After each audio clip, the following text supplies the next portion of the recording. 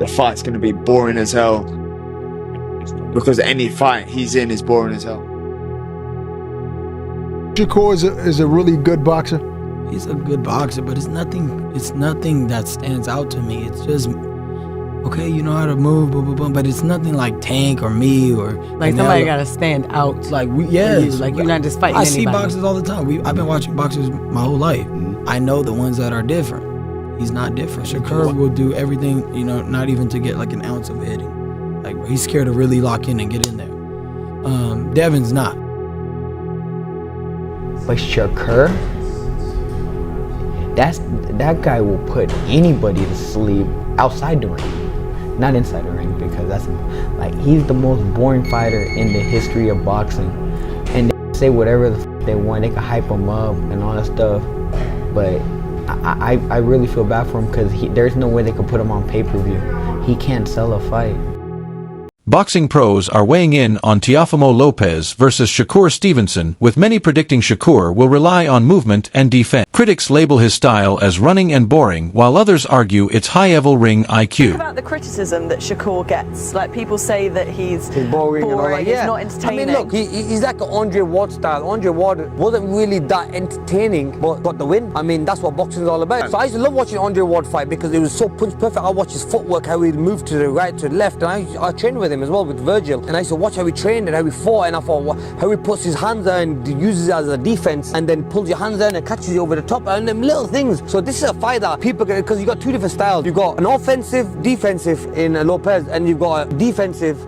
As the boxing world gears up for one of the most awaited fights of early 2026, discussion has centered not just on who will win, but also on how the fight will unfold. Explosiveness, I would have to go with Tia. When it comes to actual rapid speed, I would have to go with Tio. But when it comes to body punching, when it comes to good timing, when it comes to craft, I would have to give all of that to Shakur Stevenson. What do you think, Doug?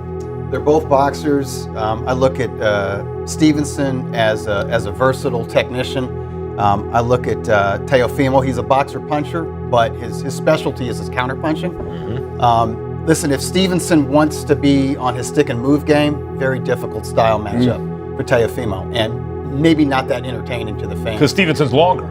Exactly. Stevenson's defense probably the best in the game, and he's longer. Great reflexes and timing, and so does Teo. That's why he's a great counterpuncher. But Teo's, he's a very special athlete, and as a competitor, he is one of those guys who saves his A game for a fellow elite opponent. That's when he really rises his game and shows us the Teofimo Lopez that everybody thought he was when he was a... Shakur Stevenson, the unbeaten WBC lightweight champion, is widely recognized for his defensive wizardry. His ability to use footwork, angles, and distance management has made him exceedingly difficult to hit. This style has earned him both praise for technical brilliance and criticism for not generating action every second of a fight. 135 contemporaries have a lot to say these days. Shakur Stevenson, well, of course, he's now 135 after all that stuff, and then Devin Haney. Right, so why people even talk like he the best at...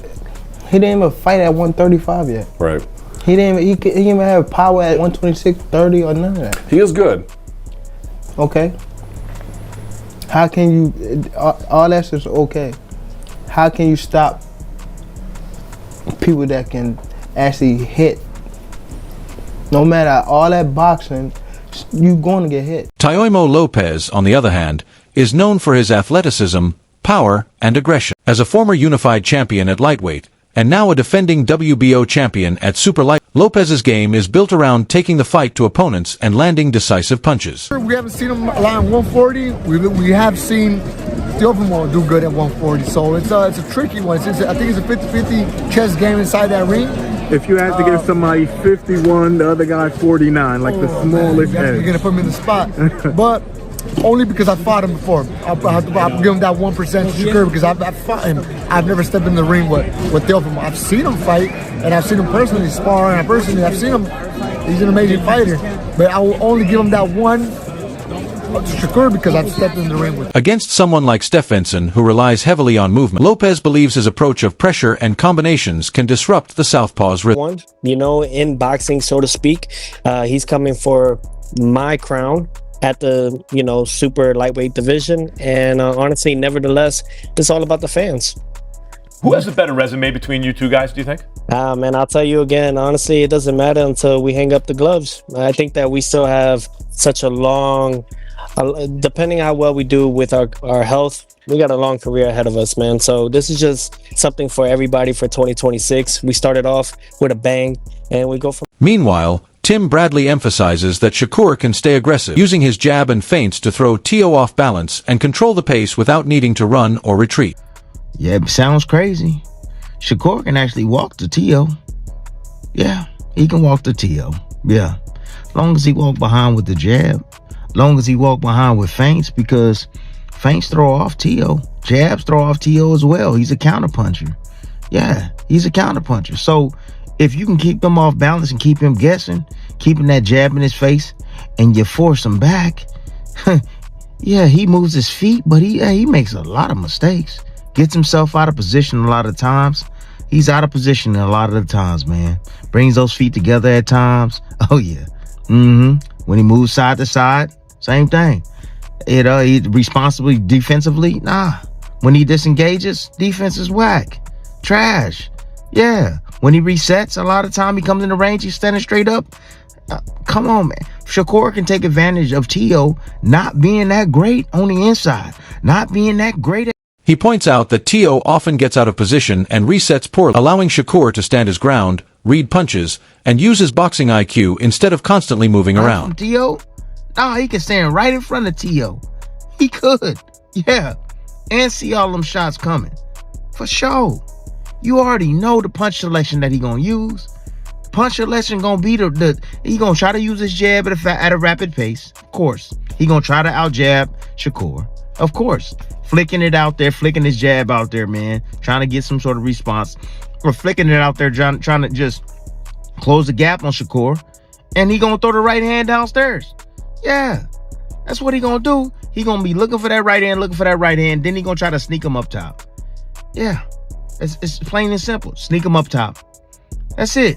But if Shakur can stand his ground, if Shakur can evade and get right back in his face, man, evade and get right back in his face, right? When he's not set or ready to punch, when them feet are spread apart, Shakur can walk to him. Shakur can walk to him. Lopez insists he's training to put Shakur Stevenson to sleep and prove himself, especially since he hasn't scored a big knockout in some time. He's focused on landing that decisive blow rather than just outboxing him. Out of you and Shakur, I would consider you the more explosive, possibly the more speed concerning like getting to the target quicker.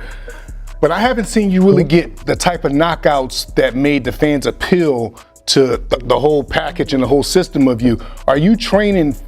You mean at 140 pounds compared to 135? Yeah, yes, in comparison. Yeah. Are you training for a knockout? Are you training to do something to not just beat Shakur, but to beat him in grand fashion? When I say grand fashion, I mean going for the knockout. Well, I think that the whole thing is the Bible of boxing really is that if you look for the knockout, you won't get it. You know, I think really it's just all about setting the good pace early in the beginning rounds and then going from there, setting that tone. I think that I don't see him going those 12 rounds. This is his first time moving up to 140.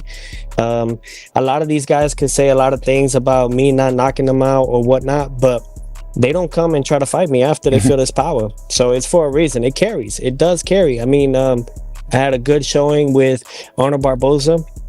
He was number one, my mandatory, and he was too hesitant trying to commit to punches.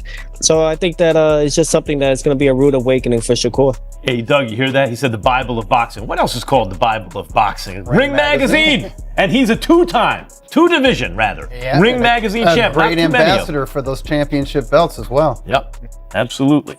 I'm very big on those things. You know, I claimed 2 weight divisions, 2 Ring Magazine belts in just at 25, you know, and I'm 28 now. I've been defending my belts now.